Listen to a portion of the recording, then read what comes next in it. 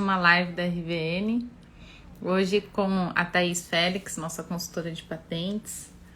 Sejam todos bem-vindos aqui, sintam-se à vontade para fazer perguntas, para participar da nossa live, tá bom? Hoje o tema é um pouco mais técnico, mas super vale a pena trazer esse tema para o dia a dia do empresário, para quem quer lançar um produto, para quem visa, né, estar no mercado.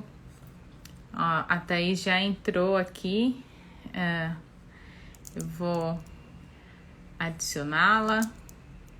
E assim, sintam-se à vontade para fazer perguntas. Aqui é mais um, né, do nosso escritório. Vamos ver. Sei lá. Oi, boa tarde, Sandra, tudo bem? Oi, Thaís, tudo bom? Olá. Oi, Tereza, tudo bem? Tudo bem com você? Tudo ótimo. Seja bem-vinda, é sua primeira participação aqui na nossa live. Seja Sim, muito bem-vinda. obrigada pelo convite, Tereza. Imagina, imagina. É um prazer sempre ter alguém da área de patentes aqui, né? Porque patente, eu sempre falo, né? Que as pessoas pensam que PI é uma coisa fora do normal, mas está mais perto do nosso dia a dia do que a gente pode imaginar, né? É, e Com esse tema, certeza. e esse tema aqui, nossa, foi ótimo trazer, porque eu acredito que a dúvida de muitos empreendedores, não só brasileiros, mas também fora, né, do país, o que eu preciso fazer quando eu vou lançar um produto, né? Eu que estou no contencioso, às vezes vejo o reflexo no fim, né? Quando o produto já está na prateleira e o cliente liga, estão querendo tirar meu produto do mercado. Então, assim, acho que o tema que você vai trazer é como evitar esse tipo de situação, né? E assim, eu quero aqui, de novo, fazer um bate-papo. Para quem estiver nos assistindo, façam perguntas, né? Pode fazer que eu passo aqui para a Thaís. Então, vamos lá, Thaís. O que é esse tal de FTO, esse nome complicado aqui em inglês? Eu queria que você, assim, trouxesse o conceito, né, para a gente começar aqui o nosso bate-papo. É um bicho de sete cabeças ou não? Não, Tereza, ele é simples. O FTO, né, traduzindo assim, é uma liberdade de exploração, operação. Ou seja, é uma liberdade de exploração daquela sua tecnologia para que você possa lançar esse produto no mercado. Tá. Tá? Ai, Então, a análise de liberdade é justamente o que você falou, né? E como você postou mais cedo, ela consegue aferir os riscos patentários para você produzir, usar, colocar à venda, vender ou importar um produto ou o seu processo de produção, enfim, a sua tecnologia, para que você possa colocar essa sua tecnologia no mercado. tá ótimo. Então, se eu vou ter um produto ou uma patente, vou ter um produto ou um processo, eu preciso ter uma patente para isso? Para fazer essa análise? Não necessariamente. É preferível, né, que você tenha a patente, principalmente quando você está falando aí de uma inovação, de um produto novo, né? Mas são análises completamente diferentes. Isso, que bom que você trouxe essa dúvida, né? Porque é uma dúvida de muitos dos clientes aqui do escritório, né? E Uhum. acredito que muitos da nossa audiência também. É, a patente, o que, que é a patente? Ela confere, né, ao titular o direito de impedir terceiros, sem o seu consentimento, de produzir, usar, colocar à venda, vender ou importar com os propósitos, né, do produto, objeto da patente. O que não quer dizer que, por você ter uma patente, você possa explorar a sua patente. E sempre nesse ponto, né, a gente fica muito confuso. Não, mas espera lá, eu tenho uma patente, meu produto é novo, já foi considerado inventivo, né? Já está dentro, né, da patenteabilidade. Eu tenho essa patente, eu já tenho esse direito de propriedade. E está me dizendo que eu não posso colocar no mercado? Como assim? E aí eu vou dizer, depende. Para isso, a gente precisa dessa análise de riscos, porque pode existir aí um outro titular de uma outra patente que engloba um escopo enorme. Então, você tem aqui o escritório, você conseguiu uma patente do tamanho do escritório, mas tem uma outra que tem São Paulo inteira, né? Entendi. Então, você tem uma patente dentro de outro território. Então, apesar de você ter a patente, não necessariamente você pode fazer o lançamento do seu produto. Você pode estar infringindo uma patente, uma propriedade de um outro De um proprietário. terceiro. Então, o que me garantiria essa liberdade de comercialização, né? Eu me colocando aqui na postura de cliente. Ah, eu tenho aqui, isso que você comentou, né? Eu tenho aqui minha patente, vou lançar o produto, e aí peço um FTO, né? Eu peço uma análise para você, se eu posso lançar ou não o produto. Então, assim, o que que me garante essa liberdade de comercializar? A liberdade de comercialização ela vem a partir da não infração de nenhum direito de propriedade intelectual, mas puxando para minha área, não É, infração de nenhuma patente, né? entendi. Então, esse FTO, assim, então, em linhas gerais, é uma análise de risco e ela pode ser para um produto ou para uma patente, para um produto ou para um processo que eu queira lançar? Isso mesmo. É uma aferição, é uma matriz de risco para o seu produto, processo de produção, para a sua tecnologia que você queira colocar no mercado. E como que É é isso feita mesmo. essa análise? Você compara, no caso, se o cliente tem uma patente, compara com outras que já existem? Como é que funciona? Eu vou trazer até um exemplo, né, que eu acho que é bem comum. Todo mundo, acredito, vai na farmácia e vê lá os medicamentos que você pode usar para uma dor de cabeça, para um problema no estômago, né? Todos esses produtos, se espera que ele tenha passado por essa análise. E para essa análise, o que a gente precisa? Por exemplo, um medicamento. O medicamento ele tem sua composição, seu processo de preparação dessa composição. Dentro dessa composição, você tem um ativo. Esse ativo também tem diversas formas de serem produzidos. Então, a gente precisa de todas essas informações: a composição, o processo de preparação dessa composição, o ativo, a forma de preparação desse ativo, uma forma cristalina desse ativo, o uso, se é para tratamento de diabetes, se é para tratamento cardiovascular, enfim. Você precisa de todas essas informações que a gente chama de um dossiê completo do produto, para daí, a partir dessas informações, a gente consegue extrair todas as formas e montar uma estratégia de busca. Então, aí a gente faz buscas em diversas bases de dados, desde a mais simples à mais robusta, né? Até citando como exemplo, e aí quem é da área vai saber qual é essa base. O STN Next é uma base bem robusta para quando a gente faz buscas de ativos, compostos químicos, rotas de síntese e a fórmula estrutural, né? E a gente usa uma linguagem de programação. Então, as bases não são tão simples assim para usar, requer bastante estudo, né? A partir dessa busca, a gente tem resultados, a gente filtra, né, os resultados para ter documentos patentários, né? A gente não vai analisar artigo, publicações, são só documentos patentários mesmo. E aí a gente analisa um por um. Então, falando da minha experiência, às vezes tem Ah, ativos que a gente faz busca e são 3.000 documentos para a gente olhar um por um e nossa. aí atribuir as suas reivindicações. Hum. E a partir das reivindicações, a gente verifica o escopo, qual o tamanho que aquele pedido de patente ou patente abrange, para verificar se o produto que o cliente quer lançar infringe, está dentro desse escopo ou não, Hum. né? E aí, a partir daí, a gente verifica, tá? A pergunta que vai para o cliente: em qual território você quer lançar esse produto? Então, eu quero lançar no Brasil, na Rússia, na África do Sul.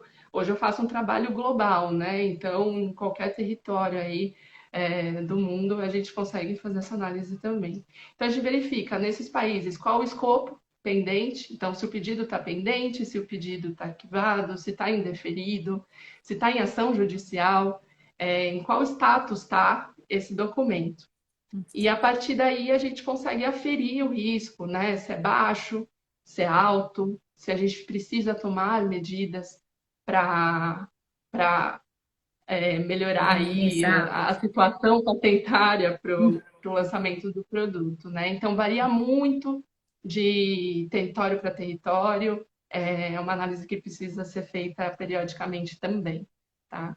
Eu acredito, então, que diante de toda essa complexidade, não é um trabalho que, de repente, você consiga entregar em um dia, dois, né?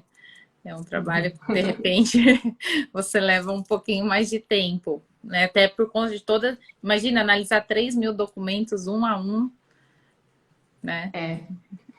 Precisa de uma equipe, precisa de uma equipe treinada para isso, É, né? E de fato não é de um dia para o outro, não. Precisa de é. semana, 20, 30 dias, dependendo da quantidade de informações que a gente tem do processo, né? Porque tem Uhum, informações que são confidenciais, sim.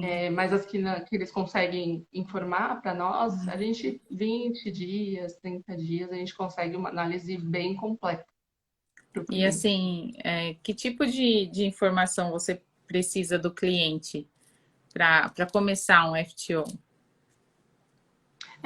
Como eu falei, né? O Hum, FTO tem diversas variáveis ali e uhum, é justamente o dossiê completo mesmo, né? A gente tá. precisa de todas as informações da tecnologia que ele queira lançar no mercado. Então, desde da sua composição, a sua rota de síntese, até os fornecedores, né? Às vezes ele tem vários fornecedores, então a gente precisa das informações de todos esses fornecedores, de toda a cadeia logística, né, de produção. Às vezes uma impureza, uma possível impureza que eles verificaram um teste de estabilidade. Então, é o dossiê completo Completo. desse produto. A Sandra está perguntando aqui: o FTO é indicado para todos os tipos de empreendedores, pequenas e grandes empresas? Sim, é indicado para todos os tipos de empreendedores, para todo mundo que queira lançar um produto no mercado. A gente recomenda fortemente que esse tipo de análise seja inserido, né, na estratégia de lançamento de um produto. Em todas as suas etapas, tá? Em todas as suas etapas? Então, por exemplo, se eu fiz um FTO, na verdade, assim, que momento que você mais indica um FTO?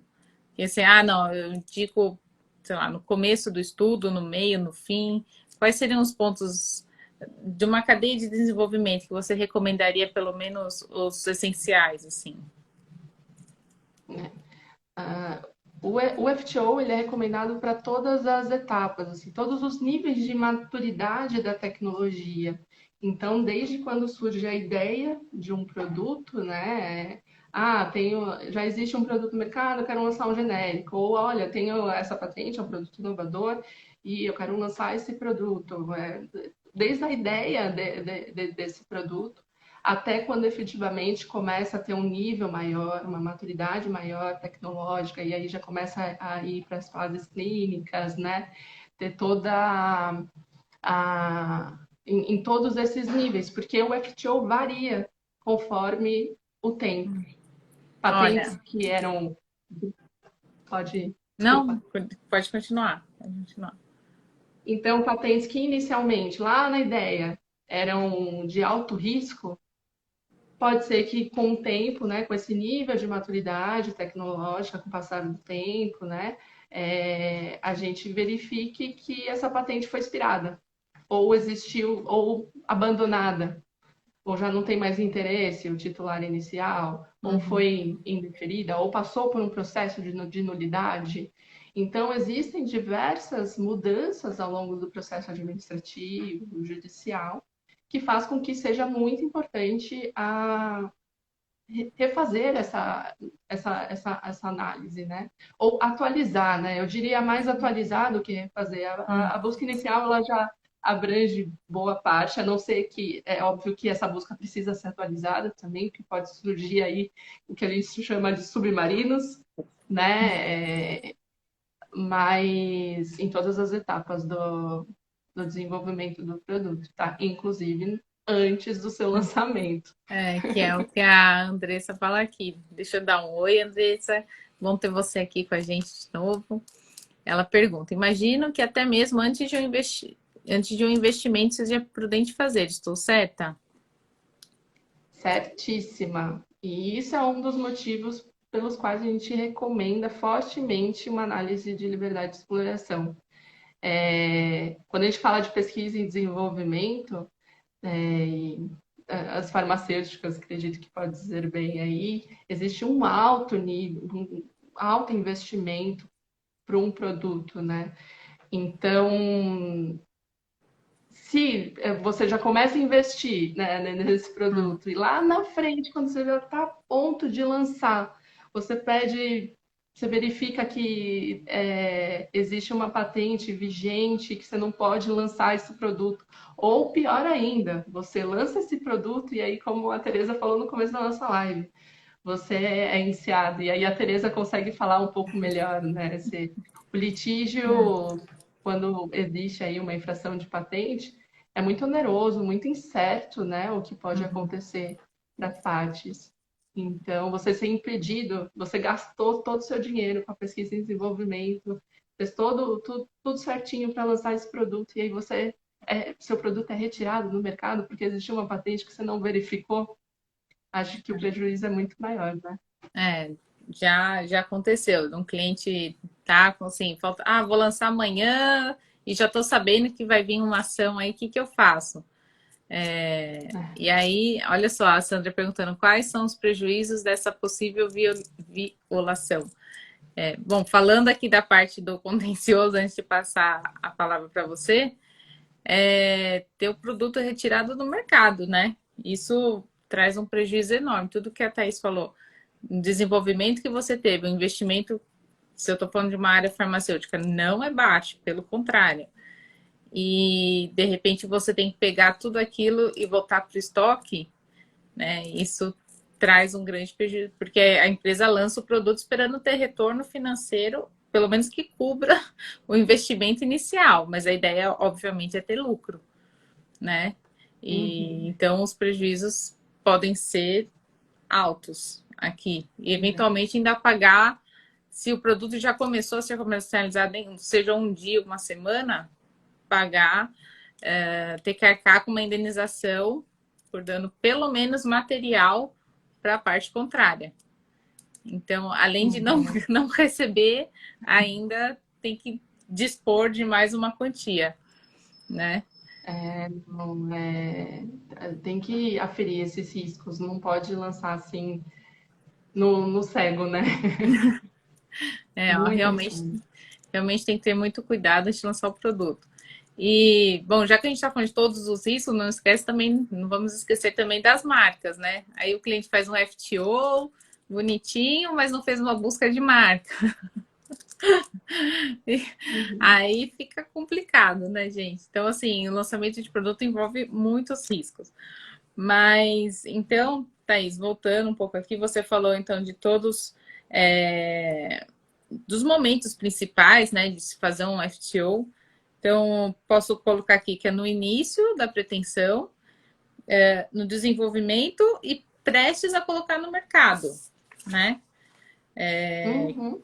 Que Uhum. seria talvez o FTO não tão mais importante, mas na mesma linha do inicial. Uhum. Isso mesmo. E a gente vai É. denominando de forma, a gente dá nomes diferentes, né, para cada Hum, uma dessas fases também. A gente fala muito de FTO preliminar, que a gente já vai tendo uma ideia desses riscos, já vai tendo uma ideia de quando eu vou poder lançar, ou o que eu posso fazer com esse portfólio que eu encontrei de patentes, que são barreiras para minha tecnologia. Então, você consegue aí ter um cenário, né? Já ele vai recebendo vários nomes, né? hum. Mas no core mesmo, ele é o FTO. E assim, qual o tipo de conclusão que você, né, que se entrega para um cliente? Ele pode lançar, não pode lançar, pode lançar em partes, né? A gente fico imaginando aqui que seria um trabalho complexo, né, com essas variáveis que você apresentou, mas qual tipo de conclusão que esse estudo pode trazer? É. O estudo em si, né, a análise, ela traz a matriz de risco, né? E essa matriz de risco, ela é bem complexa para você afirmar ali baixo risco, alto risco, né? Inclusive, será um dos meus estudos no TCC da pós-graduação que eu estou fazendo agora em Data Science. Precisa de Olha só. metodologia, esse risco é probabilístico, né? Existem diversas variáveis, tanto para coletar e atribuir esse risco, quanto dos resultados possíveis, né? Após essa aferição de riscos. Então, é bem complexo e eu vou utilizar isso como estudo de TCC, né? Mas, dessa análise, o cliente, né, ele pode decidir, e aí já falando de business, né, ele pode decidir se vai iniciar e seguir com o projeto. Então, se na minha análise eu atribuir o risco baixo, eu já falo, está livre. Ou daqui 2 anos está livre. Então, ele pode decidir que ele vai seguir com o projeto. Ele pode decidir que ele não vai iniciar o projeto. Quando eu falo, olha, tem muita patente aqui, todas essas de alto risco para o seu lançamento. Você pode infringir todas essas patentes. Então, ele pode decidir, então eu não vou iniciar esse projeto.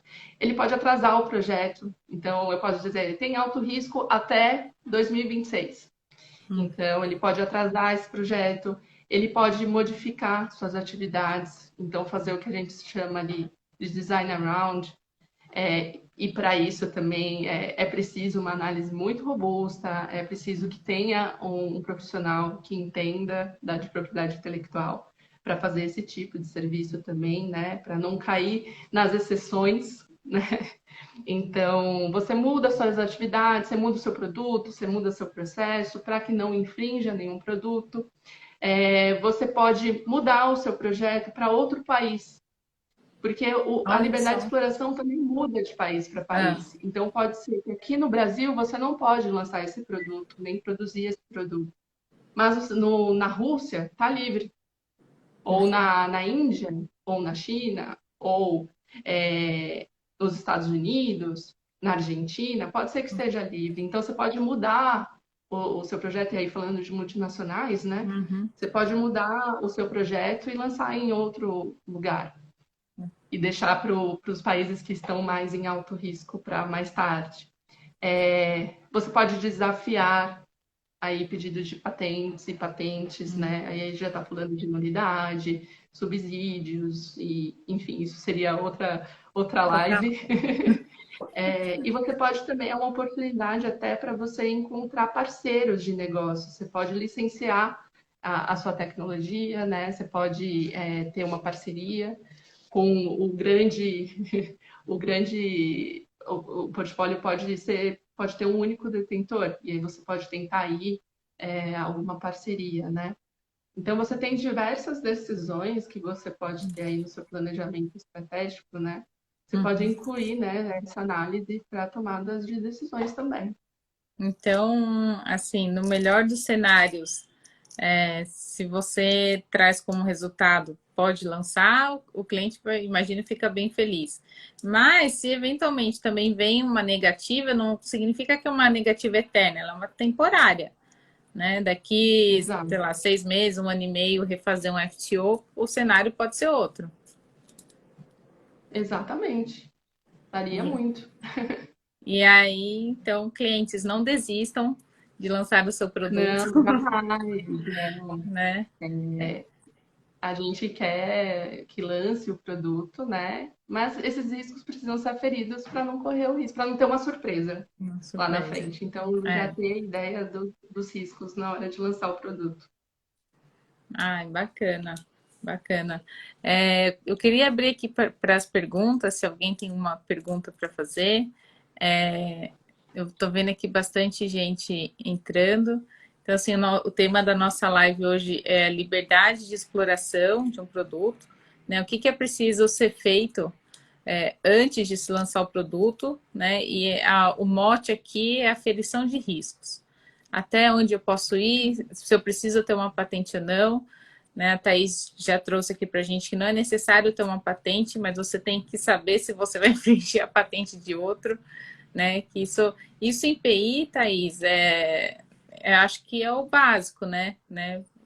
Antes de lançar um produto, fazer um FTO, ver também se não infringe marca de terceiro, porque às vezes o cliente não nem sequer depositou a marca e já lança um produto, ou acabou de Uhum. depositar e lança o produto e não fez uma busca anterior também, né? Então tem vários pontinhos aqui que tem que ser levados em consideração.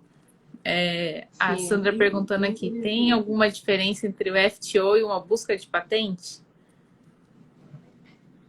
Aí eu mudaria talvez um pouquinho a pergunta, né? Porque o FTO ele é uma busca, a busca de pedido de patente e patentes, né? E aí existem diferenças quando você fala, por exemplo, de patenteabilidade. Então, para eu ter a patente, existe uma estratégia de busca para obter essa patente, né? Mas para eu explorar ou a patente que eu tenho esse produto, né, que eu quero lançar, existe uma outra estratégia de buscas, né? Então, eu diria que não existe a busca de patente é requisito para se fazer um FTO. Ah, A interessante. gente precisa de uma busca, sem a busca, né, sem uma estratégia de busca bem robusta, bem detalhada e bem complexa, esse risco aferido pode ter erros. Então, a gente precisa ter uma boa estratégia, as variáveis, entender muito bem o produto do cliente a ser lançado no mercado, para montar essa estratégia e conseguir fazer a análise. É. Assim, no começo você disse, né, que você precisa receber todas as informações necessárias para conseguir, né, direcionar melhor o seu estudo. E já aconteceu, eu não faço FTO, mas eu já participei de outras situações que às vezes o cliente fica receoso em fornecer as informações para a gente. Eu acho Sim. que isso, né, faz parte do nosso trabalho. A gente não consegue avançar se não tiver as informações completas. Assim, de fato, muitos clientes eles ficam inseguros de mostrar toda a cadeia logística ali de produção, né?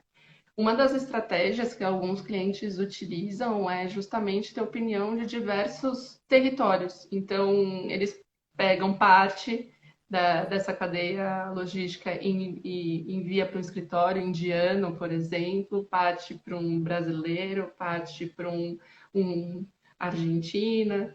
Então, aí depois, no final, eles juntam lá dentro da empresa, né? Isso é uma das estratégias que alguns clientes que eu já vi acontecer fazem também. Mas no geral, a gente tem termos de confidencialidade no escritório, tem ética, né?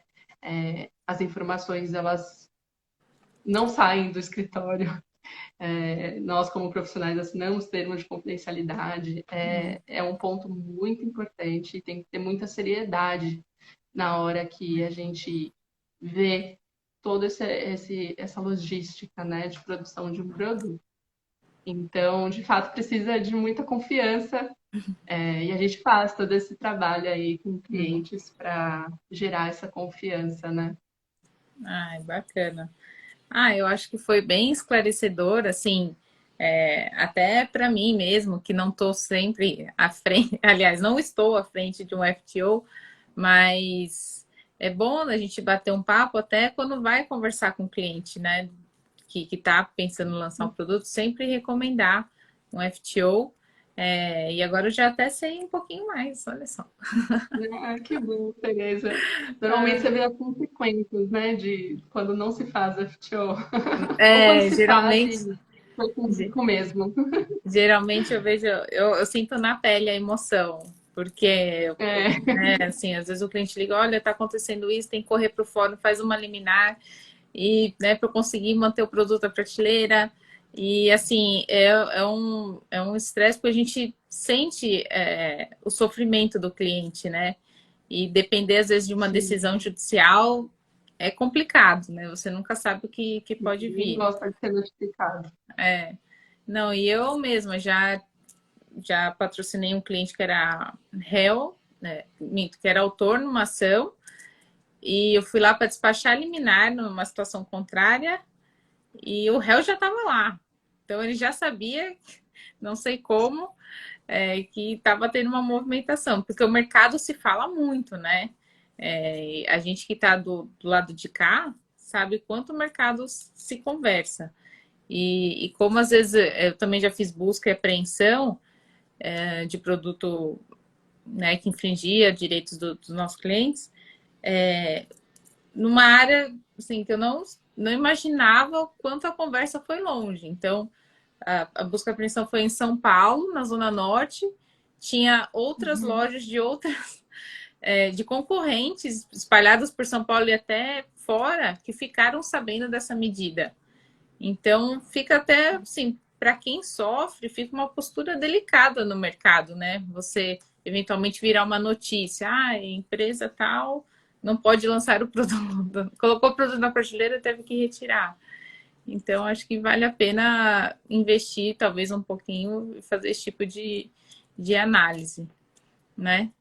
O Mas, investimento, quando se compara, né, de retirar é, um produto no mercado para essa análise, é ínfimo o é investimento que verdade. você faz, né? Então, vale a pena, a gente recomenda, façam em todas as cadeias, em todas as etapas do processo para lançamento de produto, sim. É muito É verdade. importante. Então eu vou aqui encerrando, agradecendo a sua participação. Sempre que tiver um tema que queira trazer, fica à vontade. Esse universo das patentes é um universo muito amplo. Acho que a gente tem muita coisa para explorar. E obrigada por ter aceitado o convite. Eu que agradeço, Tereza, pela É, oportunidade. Estou é, aqui há uns 6 anos, né? é, E, de fato, é uma grande oportunidade que você está me dando. Muito obrigada pelo imagina. convite. Espero ter ajudado aí a todos a entender um pouco melhor a liberdade de exploração. E quem tiver dúvidas também, pode me mandar nas redes sociais, entrar em contato comigo. Fiquem à vontade. Ou até mesmo assim, pela nossa página aqui, se alguém também tem interesse numa área e pode sugerir como tema para as nossas lives, né? Nossas lives são mensais. E a nossa ideia aqui é manter o canal aberto, né? E Uhum. também prover conhecimento. Então, um bate-papo é sempre enriquecedor para todo mundo. Tá bom? Então, agradeço a presença de todos e uma boa tarde. Tchau, tchau. Não, obrigada. Tchau, tchau.